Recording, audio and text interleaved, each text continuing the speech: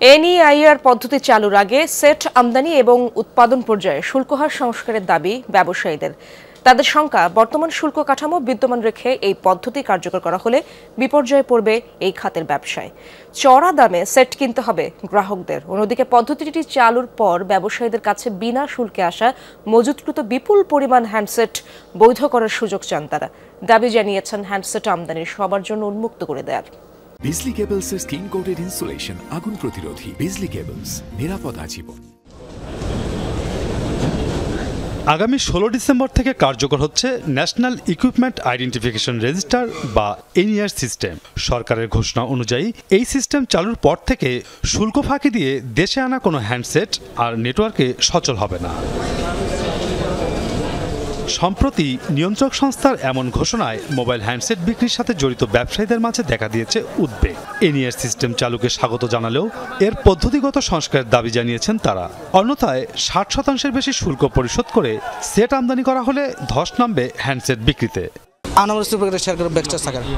এটা আসলে বিভিন্ন বর্ডারের মাধ্যমে আসে, বিভিন্ন লোকের মাধ্যমে আসে। ওই প্রোডাক্টগুলো আমরা এখানে ক্রয় করতে করতে পারতেছি। তা আমরাও চাই সেটা বৈধ পথে আসুক। আমরা সরকারে ব্যাট দিব, বাট 57 টাকা ব্যাট দিতে ক্ষেত্রে সেক্ষেত্রে আমাদের জন্য সেটা বেশি হয়ে যায়। আমরা চাই না এত টাকা ব্যাট ট্যাক্স দিয়ে আর কি আমরা ব্যবসা করতে পারবো এখানে। যদি 16 তারিখে এই সিস্টেমটা কার্যকর হয়ে যায়, তাহলে এই যে বিশাল একটা মোবাইলের বাজার বাংলাদেশে তৈরি হয়েছে, এটা পুরোপুরি ধূলিসাৎ হয়ে যাবে, নষ্ট হয়ে যাবে। বর্তমানে দেশে চালু আছে বৈশ্বিক 17টি ব্র্যান্ডের হ্যান্ডসেট সংযোজন কারখানা। এসব কারখানায় যন্ত্রাংশ আমদানিতে শুল্ক পরিশোধ করতে হয় 17 থেকে 20% পর্যন্ত। তাই হ্যান্ডসেটের দাম কমাতে দেশে উৎপাদিত এবং আমদানি দুই খাতেই শুল্ক হার সহনীয় পর্যায়ে নামিয়ে আনার দাবি ব্যবসায়ীদের। বর্তমান লোকাল যে ম্যানুফ্যাকচার যারা আছে তাদের সাথে যদি আমাদের ম্যাচ না হয়, তাহলে তো আমরা মার্কেটেই টিকতে পারবো না। এনইআর সিস্টেমটাকে বাস্তবায়ন করুক, তাও আমরা চাই, কিন্তু সেটা হচ্ছে প্রত্যেকটা স্টেক হোল্ডারের সাথে বসুক। কারণ এটা তো অনেক বড় বাজার, সবাইকে ওপেন ব্যবসা করার ব্যবস্থা করে দেখ, এমনভাবে ওপেন করে দেখ আমরা যেন সবাই প্রোডাক্ট করতে পারি, প্রোডাক্ট আনতে পারি। ব্যবসায়ীদের দাবির প্রতি ইতিবাচক সরকার, বাস্তবায়ন করা হবে পর্যায়ক্রমে। তবে 16 ডিসেম্বরের পর ব্যবসায়ীদের কাছে মজুদ বিপুল পরিমাণ হ্যান্ডসেটের কি হবে তা নিয়ে আলোচনা চলছে এনবিআর ও বিটিআরসির। আমাদের এখান থেকে এনলিস্টমেন্ট নিবে, নিয়ে আমাকে বলবে ও কোত্থেকে সেটগুলো এনেছে, এই সেটগুলো অরিজিনাল কিনা।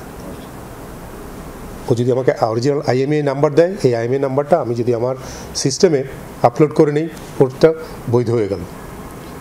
দেন এই বৈধতার কনসিকুয়েন্স হচ্ছে যে ব্যবসায়ীর জন্য কনসিকুয়েন্স হচ্ছে ওকে ট্যাক্স পে করতে হবে কি হবে না, যদি হয় কতটুকু করতে হবে। দিস ইজ এন্টায়ারলি একটা সরকারের সিদ্ধান্ত। সরকারের সিদ্ধান্ত অনুযায়ী এনইআর সিস্টেম চালুর পর 16 ডিসেম্বরের আগে গ্রাহকদের হাতে সচল থাকা বৈধ বা অবৈধ কোনো হ্যান্ডসেটই বন্ধ করা হবে না। মাসুদুজ্জামান রবিন, যমুনা নিউজ, ঢাকা।